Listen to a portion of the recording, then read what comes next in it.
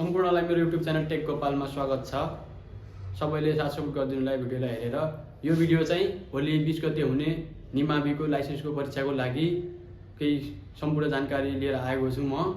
अनि यो भिडियो चाहिँ त्यस्तो विद्यार्थीको लागि हो जस्तै कुनै परीक्षार्थीको परिपत्र केही कारणवश परिपत्र देखाएको स्वीकृत भएको तर प्रिन्ट नहुन सकेकाले परीक्षा दिन पाउँदैन कि भनेर सोच्नुभएका विद्यार्थीको लागि हो। किनभने आज हिजो 18 गते नै शिक्षक सेवा आयोगले एउटा सूचना प्रकाशित गरिसकेको छ। त्यो सूचना चाहिँ अनलाइन पोर्टलमा केही खराबी कारणवश तपाईहरुको परिपत्र प्रिन्ट नहुन सकेको होला। त्यसमा केही याद दिनु पर्दैन, मजाले परीक्षा दिन पाउनुहुन्छ। स्वीकृत भएका उम्मेदवारहरूले, अस्वीकृत भएका त भन्न सकिँदैन, स्वीकृत भएका विद्यार्थीहरूले मजाले एक्जाम दिन पाउनुहुन्छ।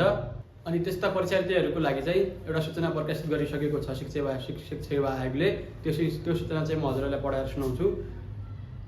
दस्तावेज स्वीकृत भएका उम्मेदवारहरूमध्ये आयोगको अनलाइन प्रणालीमा आएको खराबीको कारण केही खराबीको कारण प्रिन्ट नहुन सकेको होला। त्यही भएर हजुरहरूको सुविधाको लागि शिक्षक सेवा आयोगले त्यो पनि हजुरहरूको लागि गरिदिइसकेको छ। सरकारी निकायद्वारा जारी गरिएको राष्ट्रिय परिचय पत्र, तपाईको परिचय पत्र भए पनि भयो अथवा नागरिकताको प्रमाणपत्र भयो, सवारी साधन तपाईहरुको सवारी साधनको अनुमति पत्र पनि छ भए पनि भयो वा परिचय खुल्ने फोटो सहितको आधिकारिक कागजातको आधारमा समेत परीक्षामा सहभागी हुन पाउने व्यवस्था मिलाएको कुरा सम्बन्धित सबैको जानकारीको लागि अनुरोध छ। दस्तावेज स्वीकृत भएका उम्मेदवारहरूले आफ्नो सङ्केत, रोल नम्बर अनि सङ्केत नम्बर अनि बाबुको नाम, ठेगाना यकिन गरी रोल नम्बर अनुसार तोकिएको केन्द्रमा गई परीक्षामा सम्मिलित हुन सबैको लागि शिक्षक सेवाले जानकारी गरेको छ सूचना।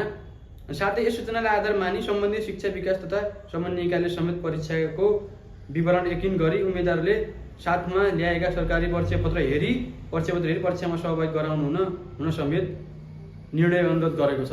तपाईहरुले के मान्नु पर्दैन, तपाईहरुको परिचय पत्र एउटा अनि नागरिकता ओरिजिनल भयो नि, नागरिकता फोटोकपी भए पनि अनि सवारी साधनको अनुमति पत्र भए पनि अनि त्यो भएपछि अनि एउटा फोटो तपाईको भएपछि तपाईले ढुक्क भएर एक्जाम दिन सक्नुहुन्छ। स्वीकृत भएका अस्वीकृत भएको त खै अब भन्न सकिँदैन। स्वीकृत भएकाहरूले चाहिँ प्रिन्ट कुनै कारणवश यो पोर्टलमा खराब भएर होला, त्यही भएर अनि त्यो भइसकेको कारणले प्रिन्ट नहुन सकेकाले त्यही भएर आत्तिनु पर्दैन, केही भएर ढुक्क परीक्षा दिन जानु होला। अनि यो सूचना चाहिँ म आफ्नो स्क्रिनमा पनि राखिदिन्छु, मोबाइलको हेर्नु होला हजुरले, म अझै पनि राखिदिन्छु, हेर्नु होला, केही छैन। अनि मेरो फेसबुकको डिस्क्रिप्सनमा पनि राखिदिन्छु। धन्यवाद। युट्युब च्यानलमा तपाईहरुले मन पर्यो भने सब्स्क्राइब गरिदिनु होला। हजुरहरूको लागि यस्तै भिडियोहरु म ल्याउँछु। Thanks for my watching video. तपाईहरुले पक्कै पनि लाइक, शेयर, सब्स्क्राइब गरिदिनु होला। सब्स्क्राइब चाहिँ गरिदिनु भन्ने आशा छ। Thank you.